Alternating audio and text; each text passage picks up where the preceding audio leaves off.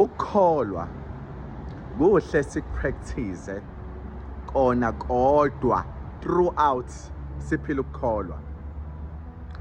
Umthetho kuhle uma so-obeya, sugcina wona wodwa throughout. Uma siphila isono futhi kuhle sisiphile throughout. Now ngifisa ke ukuveza kuqili ukuthi lo osemthethweni ajaje lo osekukholweni, noma lo osesonweni ajaje laba abasebenzisa umthetho nabasebenzisa ukukholwa.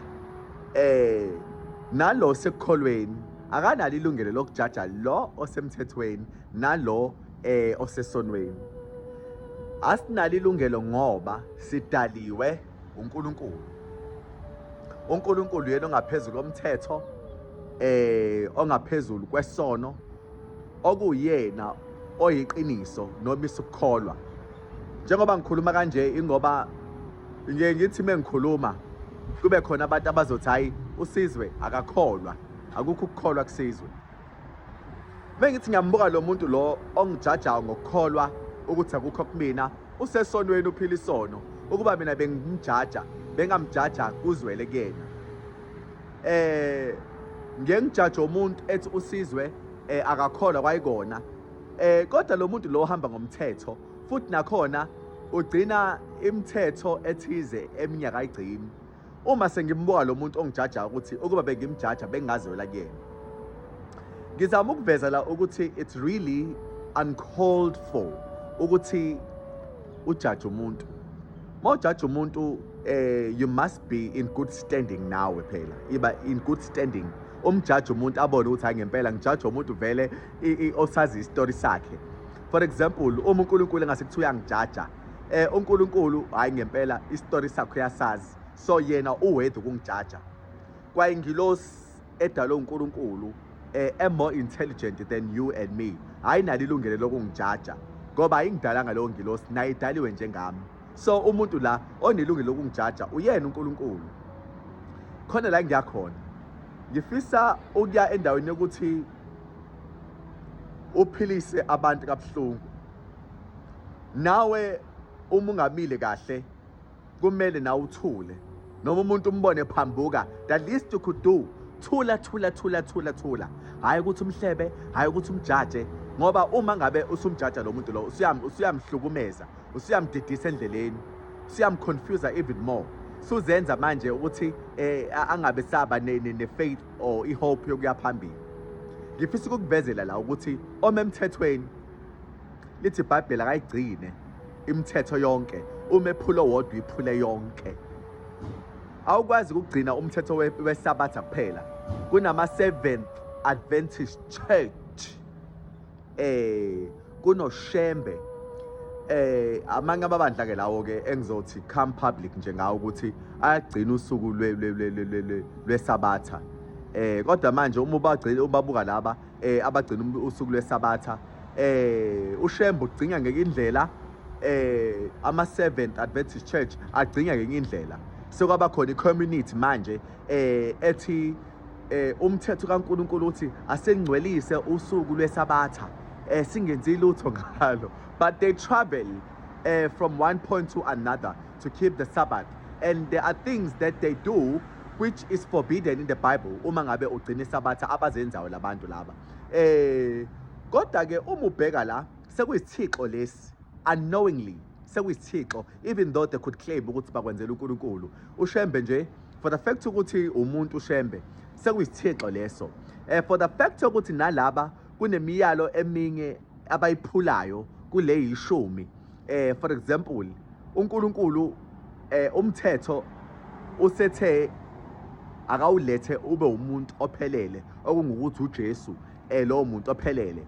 Njengoba uJesu eselethiwe ufuna ukukholwa ngokuphelele ngoba uyena indlela yeqiniso nokuphila okuphakathi. Umthetho awusasiyona indlela yeqiniso nokuphila okuphakathi, sekuuJesu. So if laba bezozama ukugcina futhi iSabatha claiming ukuthi balenzela uNkulunkulu, that means sebenza isithixo ake noma ngabe hlasipha umuntu engazwela, but some people have to come up bezokhuluma in an open, because mina I find a lot of abantu bengijaja bethi okusalayo ukhonza ngesonto usuku lwesilo lelo akumele nje ngabe kuyakhonzwa ngalelo suku lelo, kumele ngabe nje umsebenzi uyaqhubeka because that's the first day of the week, the seventh day of the week, that is a Saturday.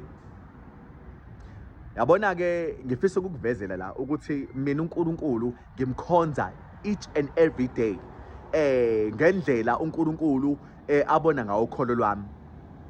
Njengoba ngimkhonza ngalendlela uNkulunkulu ngenzela ukuthi kungabi khona usuku la ngizothi lu special, ngoba zonke izinsuku uNkulunkulu uyayibusa, zonke izinsuku nathi kumele siyibuse senze njengoba uNkulunkulu enza. That means indodana yomuntu ayakhelwanga isabatha, kodwa yona ingaphezulu kwesabatha, ingaphezulu kwey'nsuku. Basically, I'm not speaking about isabatha today, maybe next time, but today ngifisa ukukhuluma nje la ngomthetho abantu abawugcinayo, where else le eminye abayigcini bayiphule eminye. For example, ukuthi ungayifisi impahla kamakhelwane. Kunabanye beze bemonazelane ngoba banomona omunye ukuthi uphumelele kunabo. Kunabanye ekuthiwa thou shall not steal, but yet abasantshontsha kuningi ke kuningi uNkulunkulu engakuthanda abantu abakuphulayo, and then mase bephumela obala bebe nobuqili bethi awukakholwa sizwe ngoba usenza 1 no 2 no 3. Ngenza umzekelo ngami. Ngifisa la ukukuvezela ke today ukuthi uNkulunkulu esimkhonzayo uNkulunkulu ophelele, okwazi ukubona ikusasa nemumva nemanje ngendlela ephelele. Njengoba uNkulunkulu ekwazi ukwenza konke lokho, thina uma ngabe sizozama ukumlimitha ngeke kwazi ukuthi uNkulunkulu simbone ngendlela ayiyona. Uma ngabe ke umuntu esesonweni, lo muntu akanalo ilungelo lokujaja abantu abakholwayo. I find abantu abasesonweni abayiveze obala ukuthi baphila isono, saying wena sizwe nje owokuqala nje uqualify kubantu besilisa, ayekho umuntu wesilisa okhuluma njengawe, futhi nendlela owenza ngayo nje yokuthi ukhetha 1 no 2 no 3, lokho nje akuqualify ukuthi umevakelile. Well ke I always say, if umuntu esamile ngeenyawo engakongcwatshwa, lo muntu usanalo ithuba. And ngihlezi mina ngilikhuluma iqiniso ngithi ngeke ngisabe wena noma omunye, kodwa lokhu mina engikunqumile, noma ngabe wena uyakhuluma noma ngabe ukhuluma, vele bengizokwenza. And akekho umuntu engimo-owishayo la, engimo-owishayo uNkulunkulu. Okusho ukuthi uma wena uthi ukukholwa kwami akukho ngoba nakhu ngakhiwe nganje ngatsheka laphayana noma ngaqonda laphayana, nothing will change. Mina lokukholwa engikuvezayo angikuvezeli wena, ngikuvezela uNkulunkulu ukuthi akubone lokukholwa. Abantu balungisiswa ke uJesu. Unfortunately, uJesu uma ngabe ethe kumnyama today, noma ngabe wena ungabona kumhlophe, nami ngizothi kumnyama today, ngoba uJesu okumina ungibulela lokho. Uma ethi kumhlophe today, ngizothi nami kumhlophe ngoba ungibulela lokho. Ukuthi wena ubona kumnyama, that is for you. So I don't think mina I owe you anything, because I didn't choose you or the next person ukuthi athi detect eyami impilo yokukholwa. I'm trying to get somewhere. The point I'm driving to ile lokuthi uma wona already you are at fault, and uma uyisoni akumele nje wande ngomlomo.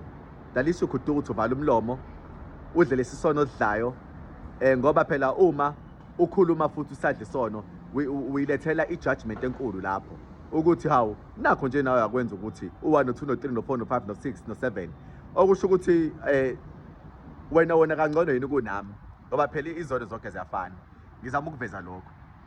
Alright ke ngisuke ke kulo owonayo, ake ngiye kulo okholwayo. Wena okholwayo phela kahle kahle ukukholwa kwakho la emhlabeni, ukukholwa kokuthi wena ukholwa yizwi kaNkulunkulu. Hayi ukuthi ukholelwa mina noma omunye, uyikholelwa wena.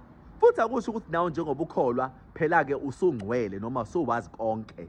Ungaba umfundisi, ungaba umalusi, ungaba umpostoli, ungaba umprofethi, ungaba umvangeli. Akusho ukuthi phela ungcwele ngoba usenyameni.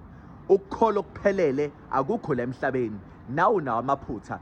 I find that kunabantu abaningi labakholwayo okunezinto eziningi ngabo vele ezithi uma zikhishwa obala lonakala igama lenkolo ngenxa yokuthi bona baveza ukukholwa, kanti nokuthi uNkulunkulu vele abantu bonke uyabathanda, abantu bakhe ubambozile for them ukuthi ubunuku nenkohlakalo yabo ingabonakali. Kodwa baningi abantu esibabonile la nesizwile ngabo ebebekade bekholwa uma sebevela obala amagama abo nje adane onakala. Abaningi balabo bantu siyabazi, and ngizama ukukutshela ukuthi nawe wena okholwayo asikho isidingo sokuthi ujaje abantu abangakholwa noma basemthethweni ngezathu sokuthi nawe vele awuphelele ekukholweni kwakho. Kunomunye okholwa kakhulu kunawe okwazi ukuthi ukukholwa akudemonstrate akuveze kahle. Naloyo okholwa kakhulu kunawe akanalo ilungelo lokuthi ajaje umuntu, ngoba uJesu kwayiyena ezile emhlabeni kunegama nje elikhulu akushoyo uthi uJesu ongithumile uthembakele, akangithumanga ukuthi ngahlulela abantu kodwa ukuba abantu besindiswe ngami. Asibahlulela abantu ke uma sikholwa, si solution, silabantu abenza ukuthi basindiswe. Baningi abantu abangeze benginambithe ngendlela ekhulume ngayo ngoba ngathi kugadlekile kuzwelile kwabanye. Uma abantu abakhuluma kanje iqiniso bengekho, sonke siyoba umnyameni. Today bengifisa ukuthi musu kuba noqili. Uma umngala ujaje umuntu ongayihambi indlela oyihambayo, umngala ujaje umuntu ongahambi indlela oyihambayo, ngoba sowenza iphutha manje. Baningi abantu ke abakhombanayo ngenxa ukuthi indlela abayihamba ayifani. uNkulunkulu munye, imiqondo yethu sonke nama background ethu sonke nendlela zethu zonke uzenze ezagqama kuyena. Uyena okwazi ukubona ukuthi uba umuntu onokholo. For example, uma ngikholwa ebandla lethize, akusho ukuthi abantu abangakholwa la abakholwa kwebandla lethize abakholwa bona. uNkulunkulu ababona bona ukuthi ukukholwa abanakho yini as much as bekholwa lapho. So uNkulunkulu understanda yonke into. We must live okunye kuNkulunkulu and not judge. uJesu uthi, do not judge, for the measure you use to judge others shall be measured to judge you. Okusho ukuthi ungahluleli ukuze nawe ungahlulelwa. Ongenani sibheke wena uyilungise. In Jesus' name, amen.